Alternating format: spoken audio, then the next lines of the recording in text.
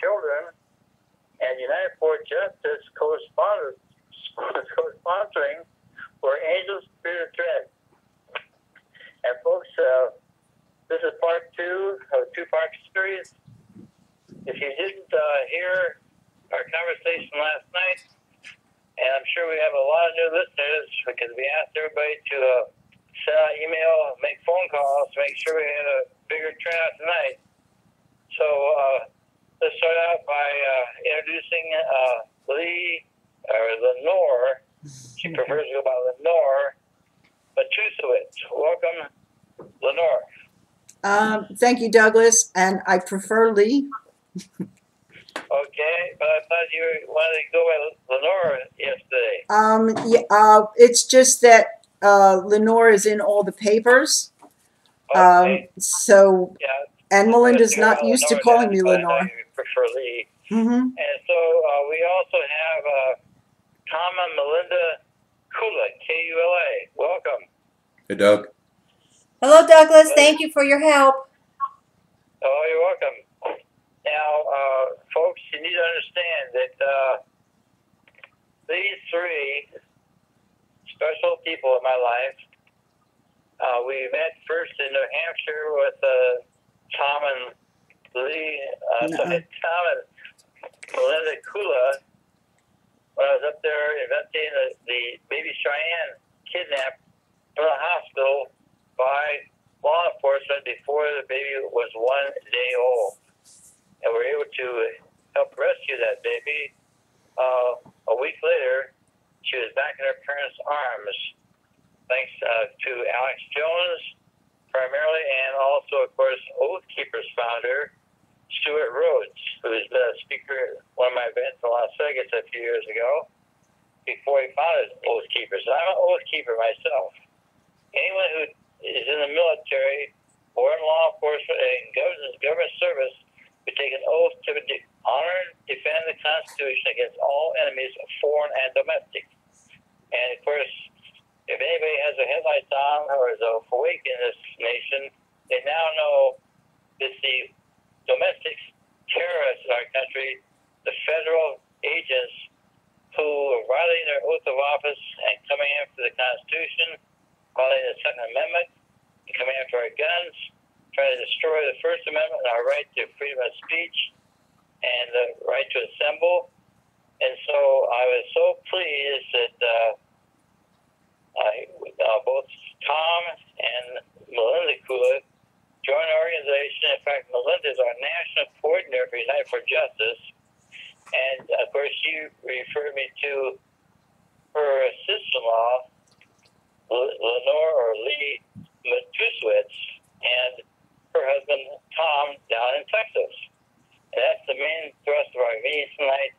But before we get into that shootout in Delaware, just really last week, Monday last week, of course, this is the February the 21st. Tomorrow's Washington's birthday. So we're kind of happy to have this is President's Week and all this stuff, because the freedom's not free, folks. You have to be willing to prepare for whatever the government comes after us. And remember, the Second Amendment was not for duck hunting or shooting deer. It was to defend our countrymen who passed us from all enemies, domestic primarily, because they warned us if America ever falls, it will be from domestic subversion. And that's exactly what we're experiencing now nationwide. And that's why for the last 21 years, full-time investigating violent crimes against children covered up by law enforcement. I've never charged my investigation. I've been to over 20 states doing this, speaking every state I go to. And so it's a real privilege to have these 3 child advocates here with us, because we've all suffered childhood trauma at one time or another, and these 2 ladies have suffered more than they probably will do want to talk about tonight, because we want to talk mainly about Lenore Matusowitz's 3 precious little granddaughters and their pedophile mother. And so Lee, do you want to go ahead and give us a review of yesterday, maybe 10, 15 minutes, so that people, to set the stage for people who were not here last night to understand what a trust is tonight? Okay, Douglas, first I'd like to tell everyone how shocked and bewildered we all are about the shootings at the courthouse in Wilmington, and how very sorry we are for all of the pain it caused. You told us yesterday about your ex-wife's multiple personalities and how you couldn't get her to go for treatment. And I told you about my son's love for his wife and children, and how I'd met not only Chris, the loving, caring woman who bore him 3 wonderful children. Excuse me, Lenore, but you're breaking up. Can you use a different phone? Speak slower. Yeah. No, it's because of interference. Okay. Melinda says it's interference. Can you hear me better now? But we want to prove it's interference by using another phone if you can to prove Then we're going to lose this because connection. we're exposing the federal government's crimes and corruption, not just Delaware's. We'll lose this connection and we're wasting time. According to Melinda, we're going to lose this connection due to interference, and it'll be wasting time. And just have to there isn't continue. anything we can do about that. We just have to continue. I'll try to speak more slowly. One of the listeners know what's going on. We made that clear. Thank you. Please continue. Okay. As I said, I met at least 3 personalities. Chris, the loving, caring woman who bore David 3 wonderful children. Chrissy, the 10-year-old personality who got caught throwing food on the floor for her toddler to eat.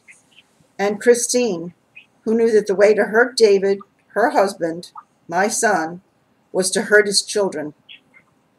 I don't know how any psychiatrist or psychologist diagnoses someone with multiple personalities without family input, but Christine wouldn't allow it. Now I have to tell you about my husband. Tom and I had been in a very special man. Very special. Tom and I had been in a car accident in the 90s, and he was diagnosed with a tumor in the covering of his brain. It's called a meningioma. It pressed on the part of his brain that controls memory, decision-making, reasoning, judgment, and the other higher functions. Tom was always loving, caring, warm, funny, as a father, as a husband, as a friend. He would never hurt his family. The meningioma, the tumor, changed him. He became very secretive, very vocal about people and situations he found appalling, terrible, hurtful, or just plain mean. But he would never hurt his family. Police seem to be saying he planned this. No. No. When the court took away David's parental rights, it was done by way of a conference call. And let's define David as well as a little background on him so people understand what a wonderful father and provider he was. David was my son. He married Christine Belford Moffa in 2001. David was an optometrist.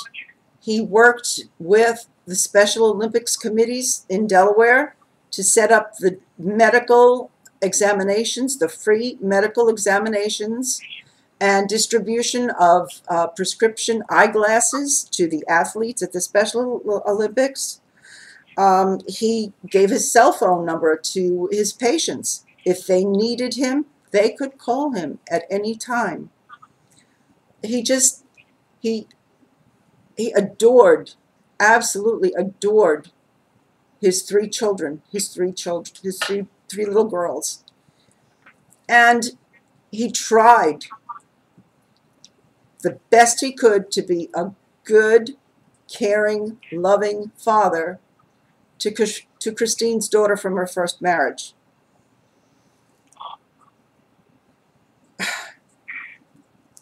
I don't know what else to say about him.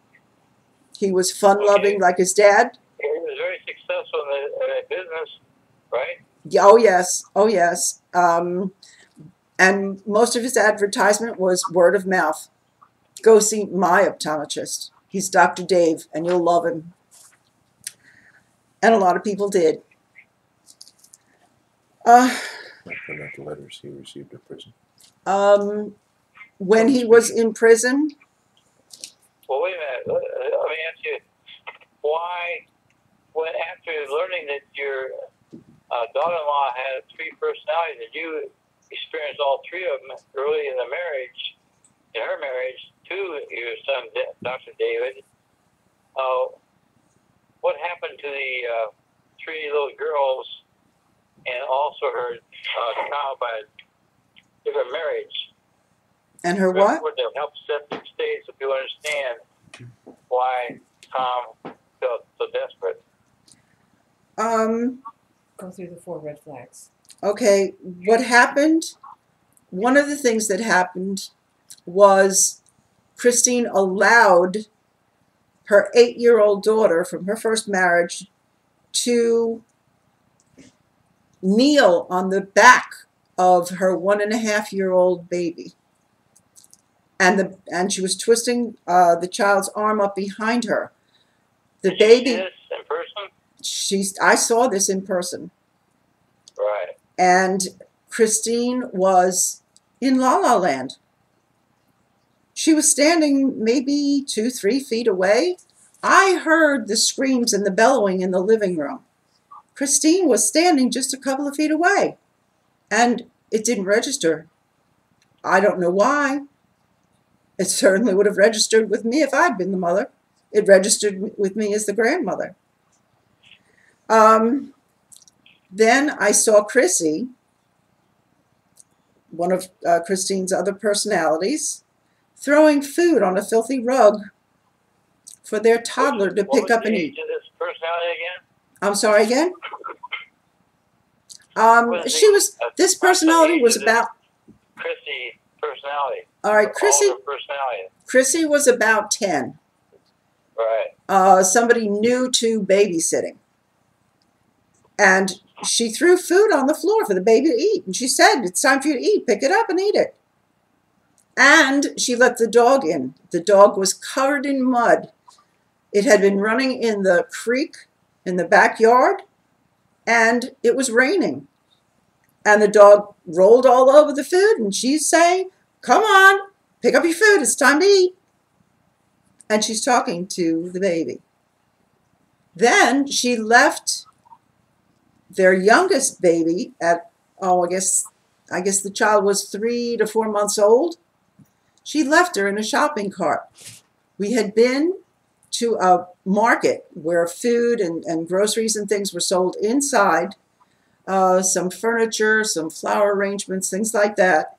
But at the far end, they had an open area with greenhouses attached and like a garden section where they sold plants and seeds and things like that.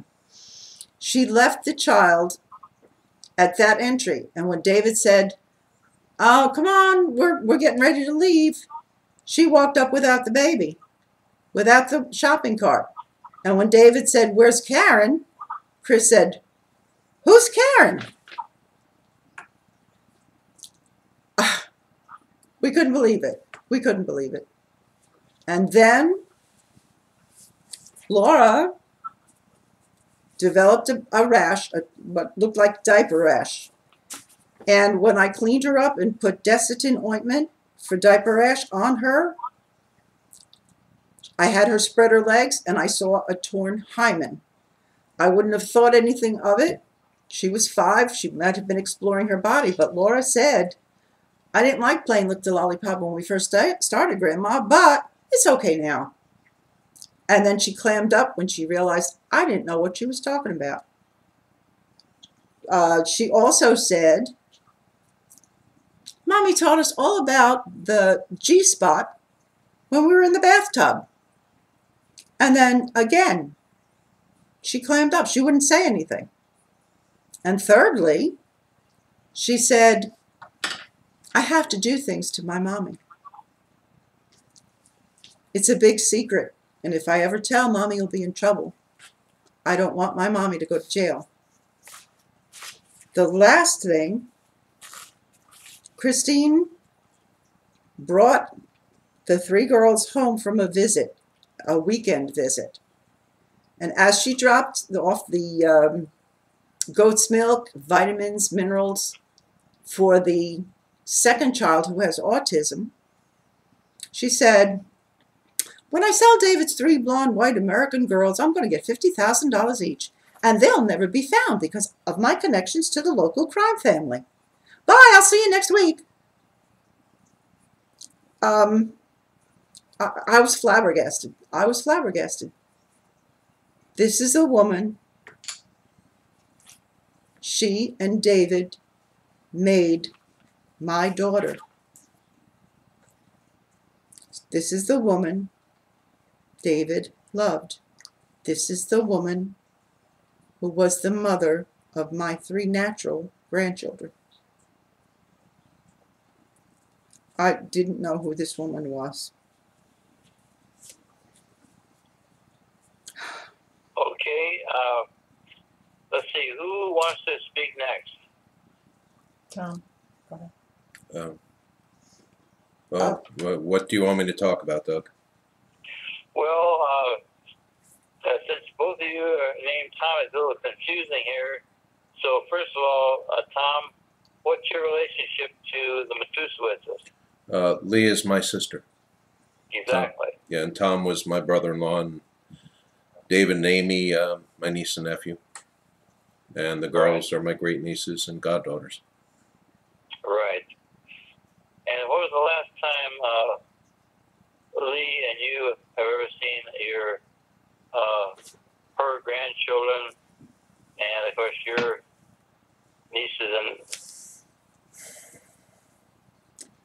and Yeah, I'd have to. I mean, I have not seen them in 6 or 7 years. okay. Right. I'm sure for Lee it's been. Oh, the last time I saw them was March 13th, 2009, when they were taken to the Policía Nacional in Nicaragua. Okay. And we covered that last night of how you went to Nicaragua in desperation, and although Dr. David sold his practice for like 60 cents on a dollar, it was worth $1.5 million. Right. Sold for less than 800,000. Thereabouts. He made a bad investment and lost most all of his wealth, except for, of course, the Winnebago, right, which was worth $80,000, a 33-footer. And so when he came back there, brought back here by the feds, and of course it doesn't make any sense why they would even come after him, since the circumstance, it was just a parallel abduction. It was not a kidnap by any means. Well, I'm curious as to why did he have to hire a public defender instead of a good attorney? When we were brought back from Nicaragua, he hired Heriberto Medrano. Amy hired him, and Who's Amy? my daughter. Right. My daughter hired Heriberto Medrano to defend David in court, and Demetrio Duarte to defend me. The money that Tom had gotten for the sale of our house went to pay those lawyers. It also went to pay a couple of lawyers, Carucci and Butler, because Tom and Amy were trying to get visitation with my granddaughters. Okay, now, I've been in the business world. I began when I was 21 years old. I bought a piece of commercial property, and I have a contract drawn up. And so I took business law in college. I took real estate law from professional people that were in the practice, not just professors. They were professional full-time attorneys. And I give you this background because I've been in the business world all my life. I'm now 76. I've had a lot of problems with most of the trades because you have to tell them what you want to do rather than them looking at the law and telling you what they need to do for you. Yeah. And so most of them are not qualified to even be attorneys. And so, as you know, I have contempt for most attorneys, but we're not going to get into that much tonight. But we're going to cover a little bit before the night's over. Mm. So, let's see. Who wants to talk about how things went when the Matusiewicz came up to Texas with Dr. David, and how things went that weekend before they had to go to court down in Delaware? Okay, Doug, I kind of have a question. It comes a little bit before that. As I was saying, when the court took away David's parental rights, it was done by way of a conference call. And when the mediator discussed David's child support payments that the court said hadn't been made, but David had copies of the cashed checks, and she was discussing child support he had to pay. The court wants him to pay over $2,000 a month based on his optometrist salary in 2007, instead of the $5 he was making per month in jail, or the approximately 100, maybe plus or minus, he made when he got out. It was done by phone. Why then wasn't the discussion about child support with Judge DeSales done by phone? Why did David have to come to court to discuss money but not the welfare of his children? Obviously, money is more important to the state of Delaware than children. I agree. It's a nationwide scandal. And who wanted... The federal government is funding child protective services, no matter what they call them in every state, every county in America, to destroy families. And we haven't got time to get into that, but it's well documented. There's lots of books out there about victims, what's going on, and the whole purpose is to destroy the families, and they do very successful doing so. Please continue. Okay, I guess my biggest question is, who wanted David Matusiewicz in Wilmington, and why? I can't help remembering Christine's threat that she had connections to the local crime family through her ex-in-laws. I've been about that ever since you told me that you were going back there. Mm-hmm. I can't help remembering Christine saying that David would be in jail and never get out. But she's my child. And the prayer says, "Forgive us our trespasses as we forgive those who trespass against us." It does not say forget. It says forgive. I don't believe that Christine has gone to hell for everything she's done. She was a victim who didn't have the strength to make sure her problem didn't get passed on to her children. But I do believe it'll be a long time out before she gets to be with our Father. I'd like to get back to Tom. Please, yes, I want to ask you, is there any more you want to say about his career and, what happened, a little bit more maybe about the accident and the fact that you didn't want to go back to the doctor because he's probably fearful of what he was going to learn, and he suffered a lot for over 20 years. Continue. Okay, I'm going to get to that, Doug, but as I said, I've written this stuff down because my brain is shooting off in 55 directions at once. So I need to do it this way. David got permission from his probation officer in Texas to come north to visit and stay with his uncle in their house, with his uncle and Melinda in their house, and to go to court. I don't know the actual wording. When we arrived on Thursday, I think it was the 8th, there were lots of hugs and kisses and laughing. We talked about everything. We had an absolutely wonderful visit with all our family. David was busy accidentally breaking the backs off all the chairs in Tom and Melinda's house because he's so big. Tom, my husband, was busy repairing them. When it snowed, Tom, my husband, shoveled the snow on my brother Tom's walk to try to thank them in some small way for putting all three of us up until we went to court. Tom, my husband, saw my 91-year-old mother shoveling snow at her house when we visited there, and he finished the job for her. He didn't think it was something that a 91-year-old should do. There was a report of bad weather coming to the New Jersey or Delaware area, and it was told to us by Melinda on Sunday. We thought we should get closer to court that night because David had to be at the courthouse by 8:30. He couldn't be late, but it was Sunday night, and probation wasn't open. He couldn't call. He probably didn't even have the phone number. We went to dinner with our friends and were invited to stay with two of them in their house a half an hour from the court. Again, laughter, hugs, kisses. They were abundant. Even on the morning of the 11th, we were all laughing and carrying on.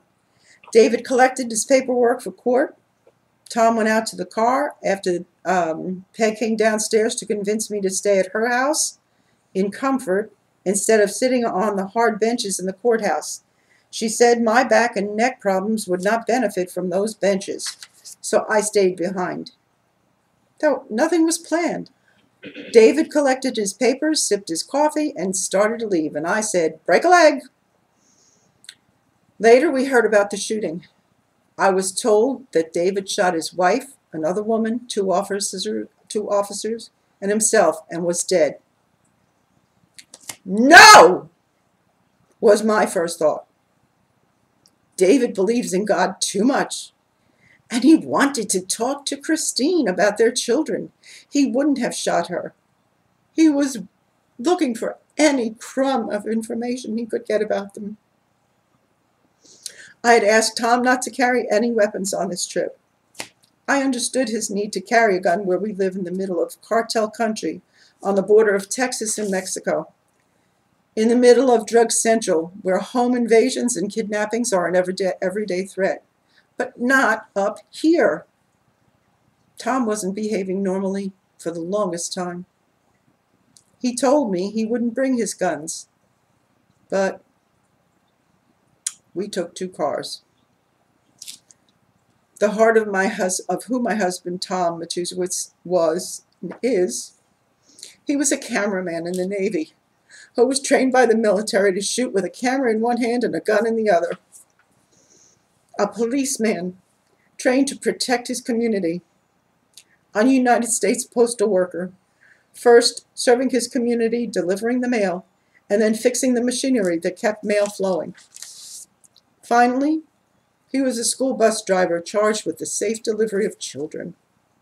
He was an adoring husband, father, grandfather, uncle, son-in-law, brother-in-law. He was supposed to stay in the parking garage with my CRV that David and I used this whole trip. Tom had driven the Civic.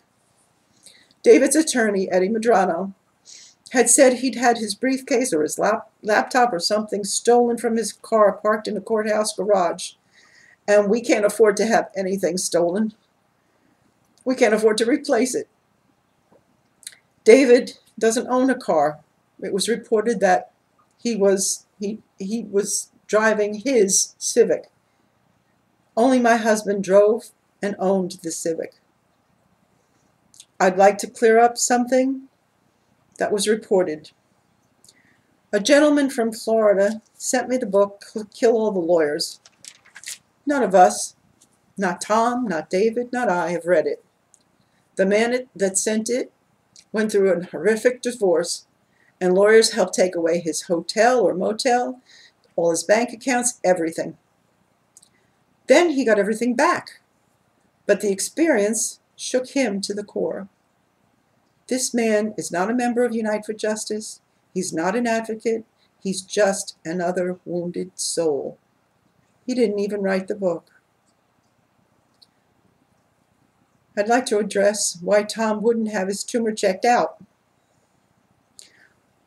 One of my uncles had a brain tumor surgically removed. He died 3 years later. One of Tom's friends had a tumor in his head. I believe it was just like the one that Tom had.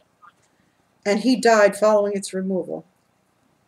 When I begged Tom to have his tumor checked out at least, he looked at me as if I'd just knocked all the wind out of him and said, "Do you want me to die?"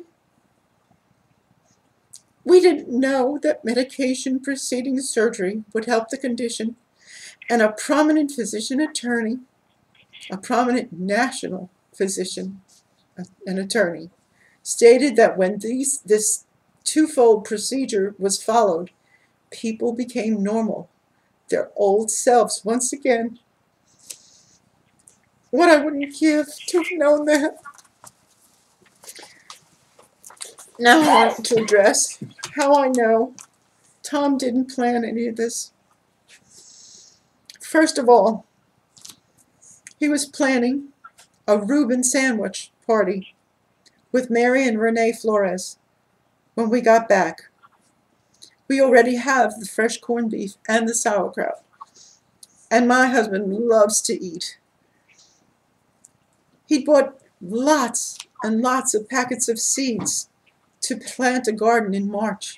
He was getting the soil ready.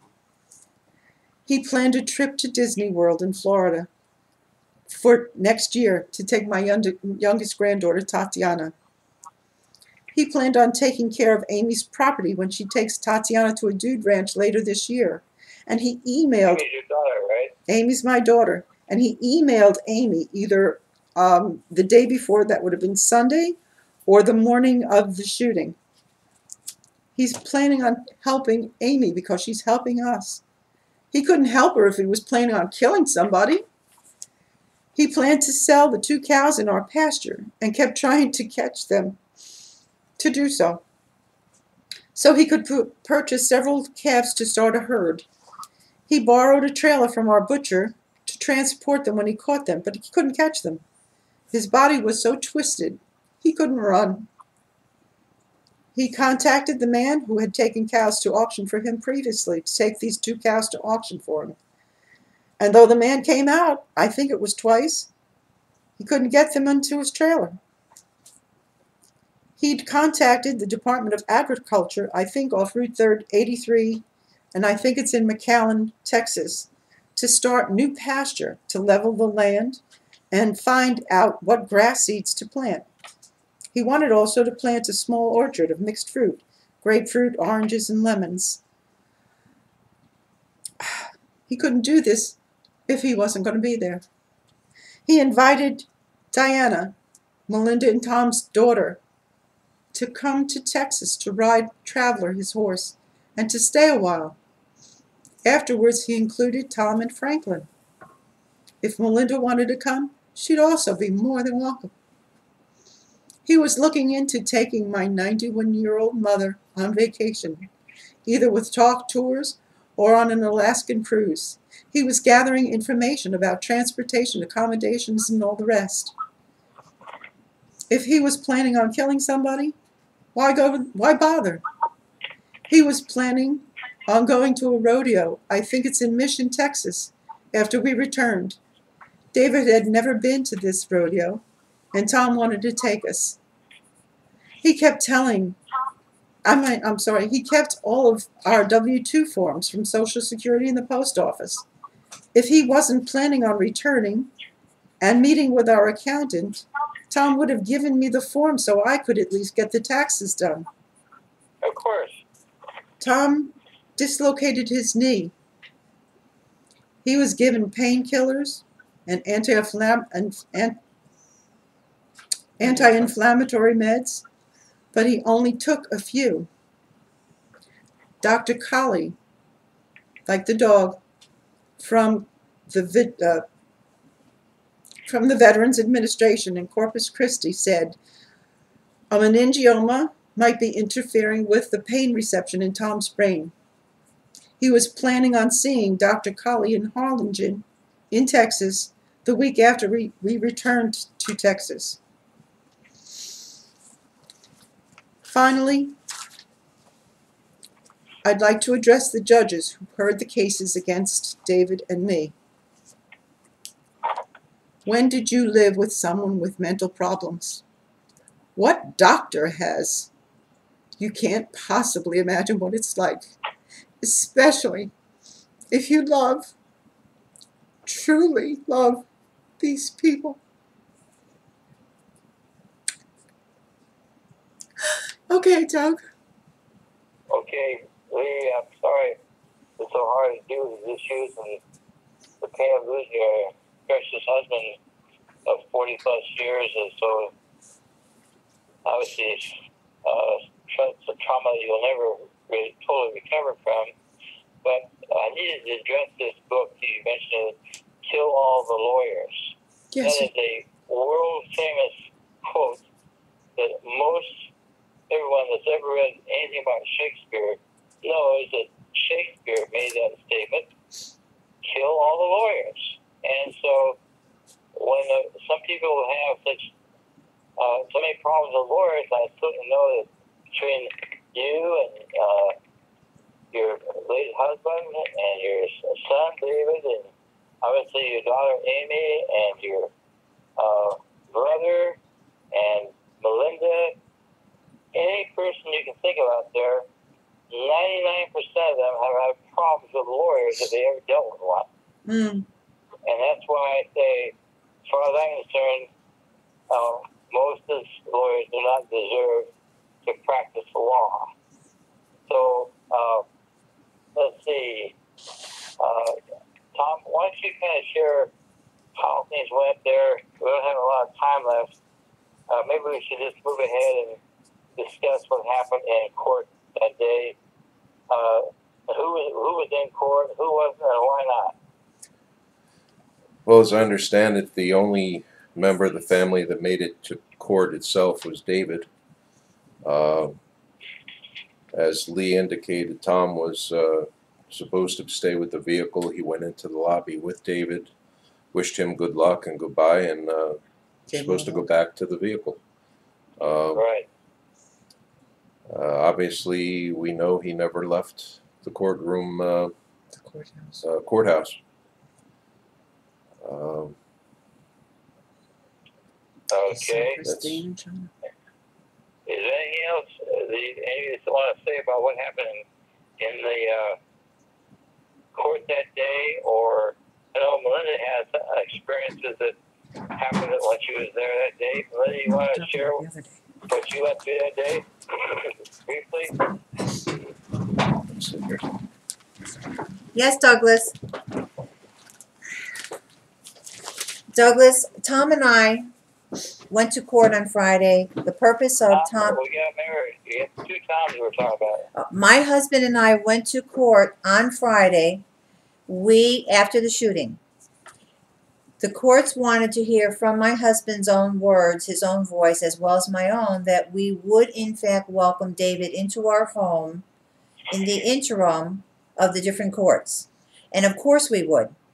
So Tom and I left that day. We went there, but I was not privy to the fact that in Delaware you need to bring your photo ID or you cannot even get through security. I've been in court many times helping many families in New Jersey. That was not a necessary item. The same for Illinois, helping many people in Illinois. Never did I have to have a photo ID. But here in Delaware I did. Because I had already been warned that they're going to ask you to empty out your pockets, empty out your purse, and all of that. And I understand now the need for security. I absolutely do. But I did not want to deal with that part of it. I just wanted to get in there, help out in any way I can, and get back home to my children. So because of that, I switched purses. I put bare minimum in the second purse, which did not include my driver's license. That set the stage for my husband and I attending the federal building. While we're in the federal building, he was able to clearly get through. He had his photo ID, his driver's license. I did not. Because of that, while in the federal building, I was placed in an office. I'm in the office, so I'm sitting quietly reading a book. I was there for several hours. The team had already gathered early that morning and for most of the morning leading up to our having to go before the judge, and they were discussing David's case and the other considerations in reference to Lee, probably her husband, and their daughter. In any case, the team was in court. What was left in the federal building in that particular room happened to be a skeleton staff. Lunch, late lunch, by the way, was approaching. Many of the women, I heard them chit-chatting back and forth. They were laughing. They were gay. They were getting ready to go to lunch, so they were in good spirits. A man walked in. A man used his own key to get into the inner office. This man, when he arrived, he had a rough personality. You can tell instantly by the silence that followed with the ladies when he entered the room that something was amiss. They were uncomfortable with his personality, maybe his mannerism. I'm not real sure. Only that when he entered, everyone was silent. The women all quickly gathered their things and they were storming out two doors, the side door and also the door where I was privy to see who was coming going. They couldn't get out of there fast enough. But there had to be one woman remaining for the purpose of answering the phones, I would imagine. So this individual said clearly, with no thought before and really nothing afterwards, this is a quote. I sat there, I heard it as clear as a bell. And I am asking... How did you hear this quote with you going in the rooms? The only thing that was dividing myself from this individual was one wall, a drywall. And this man's voice was so loud and carried, much like maybe a German would or mine does, that you couldn't miss word for word what he had said. And based on what I'm about to tell you, I am asking all Americans to listen carefully, because this was said while I was in the federal building. And here is, quote, "Discrimination hasn't changed much. It's still going on. The prosecution of these white people will look good to the public." This is in Wilmington, Delaware. In Wilmington, Delaware, as my husband and I were walking from our vehicle several blocks away to the federal building, we couldn't help but notice that, and I say this with the utmost of respect, but the population was primarily our black African brothers and sisters. So that being said, it would be reasonable to assume that since that's the bulk of the population, that is probably the bulk of those who had been arrested over a period of time. And from this particular comment, discrimination hasn't changed much. It's still going on. The prosecution of these white people will look good to the public. I cannot help but feel that the reason my family is being attacked is because simply they are white. And if anybody can come up with another explanation for this particular comment, I want to hear it. Am I prejudiced? Absolutely not. Because I was raised in Illinois, Chicago, Illinois. We were the only Caucasian family in a 6-mile radius. And we were protected by our neighboring black brothers and sisters and Spanish brothers and sisters and Puerto Rican brothers and sisters. My father was helped when he fell off a ladder by a black gentleman who stayed with him and protected him from seeing how bad his injury was when his foot was lopped off by a ladder that fell when he was up on top of the roof and he had no business being there at age 75. My daughter was crying in the mall. This was just this past summer, and she was saddened by something that had been said to her, hurt her feelings. She was young, not yet a full teenager. A black family and his 2 children came by and comforted her, and he simply said, if you're upset about anything your parents said to you, please know that your parents only want what's best for you. If you're upset because somebody at school said something that hurt you, please know that tomorrow is another day, and there are a lot of jerks in school, and there are a lot of nice people. Choose your friends wisely. If it's because your boyfriend hurt you, just replace him. But you're going to be okay, and tomorrow's another day. And then when he saw her friends coming, he left. I myself, while working as a single mother, entered a bathroom. I'd been warned before, don't ever go to the bathroom by myself, at a place of business where I was working. And I did. It was an emergency. I didn't look for someone to come with me. And I found that I had a group of women with a knife up my throat, ready to slice me, to make an example of me. and a very tiny, smaller than myself, and I am 5 feet, according to my husband, not quite 2 inches tall, and this woman was much shorter than I was, and this woman protected me from death that day, and her color was black. So you cannot tell me that I am upset about this discrimination. Hasn't changed much. It's still going on. The prosecution of these white people will look good to the public. I have to tell you something. The courts need to go back to judging what is right and what is wrong, not what's going to look good to the public and make them happy. And that is what I believe is going on. Furthermore, I would like to read to you what my daughter has to say about all of this. The very same. It's wonderful, folks. I hope you'll turn your tape recorders on if you don't have already. My daughter had to write a report for her psychology class. One of the things that you need to know if you are interested at this point in time in the rest of the story, the Grandmother's Impossible Choice tab has been on my website, John Benet's with an S, truecasehistory.com. This particular part of it, Grandmother's Impossible Choice, has been on for over 4 years. So the authorities have had 4 years reading this to help alter the outcome of the death of these people. But this is what my daughter had to say. The title is Everything I Legally Cannot Mention. In the past 9 days, a whole lot has happened to my family and I. Some of the events these 9 days that have held were days of joy. Some, on the other hand, were ones of sheer panic and intense emotional pain. Technically, I can't actually tell you any of the details, so I won't. What I can give you is the gist of things and explain to you how it has changed me as a person. They came on Thursday. 2 family members I haven't seen in over a year, and one I haven't seen in over 6. They arrived at the front door with suitcases and luggage bags, and we eagerly welcomed them into our home. We brought their belongings to the rooms in which each of them would be staying, and then gathered around the dining room table to share stories of all that has happened since we were last together. We laughed a great deal, mostly because that part of our family happens to be particularly comical. We went out to dinner that night and shared more stories and laughed, enjoying the time we got to spend with each other. Most of their time with us was spent the same way, sitting around the dining room table or around one like it at some buffet a town or 2 away. It was great spending time with them after so long, but on Sunday, it was a time for them to pack up their belongings and to be on their way as bad weather was coming. I can't tell you almost anything that happened after this, not because I don't want to, but because I really just can't. What I can tell you is that the Monday after they left, I got a terrifying phone call while in the middle of my vocational class, and things have been pure chaos since.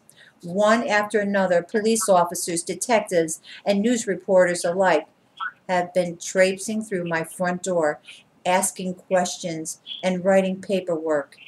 Even with all of the newcomers constantly coming at my doorsteps, the reality of the situation still just feels like a really bad dream.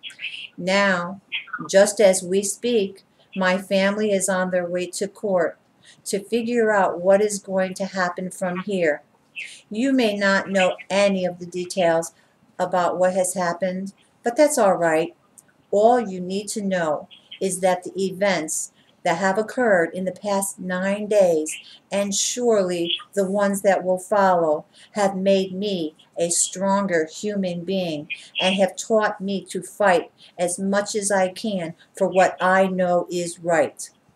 You never know what is going to happen when you walk out your front door in the morning.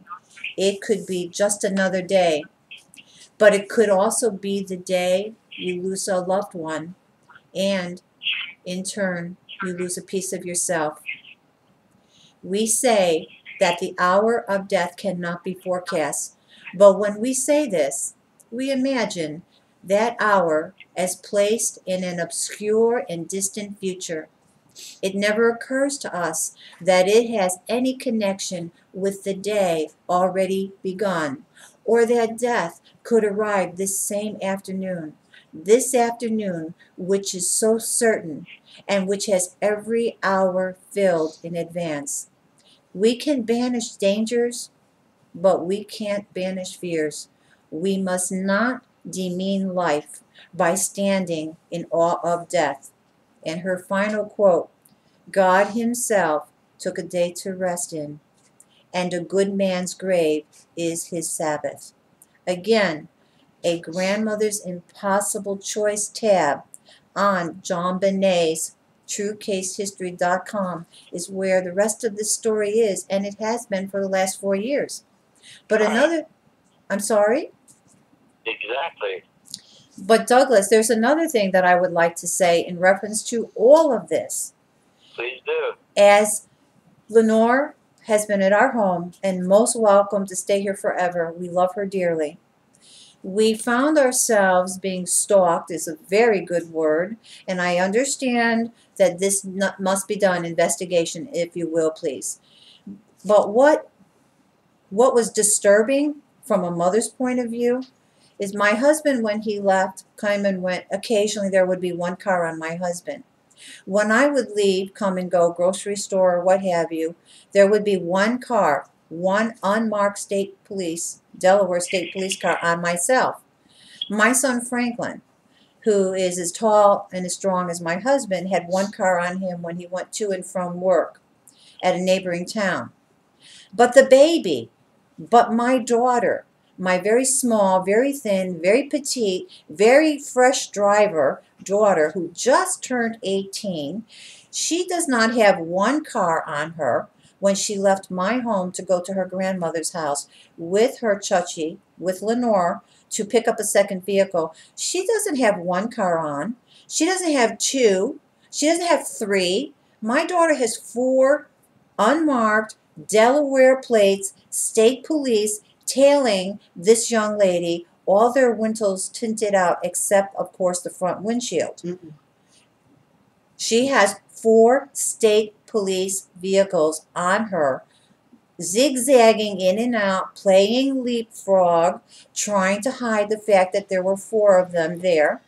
She arrives at my mother-in-law's house. At that point, Lenore will tell you what happened. She was there. But on the way home, they decided that since they had been seen, they would just simply get behind Diana first. Lenore was traveling with the second vehicle. There were 2 state police. Then there was a third vehicle, a New Jersey vehicle that got in between the 2 state police. And then there were 2 more state police. But Lenore can tell you what happened when one of the state police came face to face with my daughter better than I can. And I tell you this, we brought that to the attention of the local police here in Bayville, and they said very, very firmly that that's not something we would have done. But sometimes some agencies pick out the weakest link. My response to them, you did not pick out the weakest link.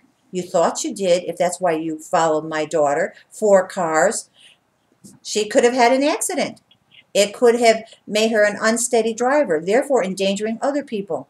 You did not pick out the weakest link. You picked out a mini-me, and they would do well to remember that. And Lenore will tell you what happened when they came face to face and what led up to that. Please do so. We were getting ready to go to my mother's house, the one that was destroyed during Sandy, and Diana backed out of the driveway and parked across the street, heading in the direction of the house we were going to. Black state trooper car, Delaware license plates on the back, tinted windows, came around the corner, around the curve, rather quickly, and screeched on his brakes. The look on the man's face was, oh shit, they're here.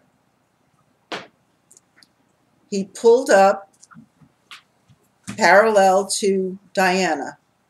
And he looked at her, and he looked at her, and he looked at her, and she looked back until he turned away. And then he left. Diana was not about to be stared down by anybody. Okay, I hate to fast forward here, but we need to cover again, since we have a lot of new listeners tonight, what happened with the shootout. Douglas, I wasn't there. I can only tell you what's been reported to me. Originally, it was said that David killed his wife and another woman, shot two officers, and was killed or died in the courthouse. Several hours later,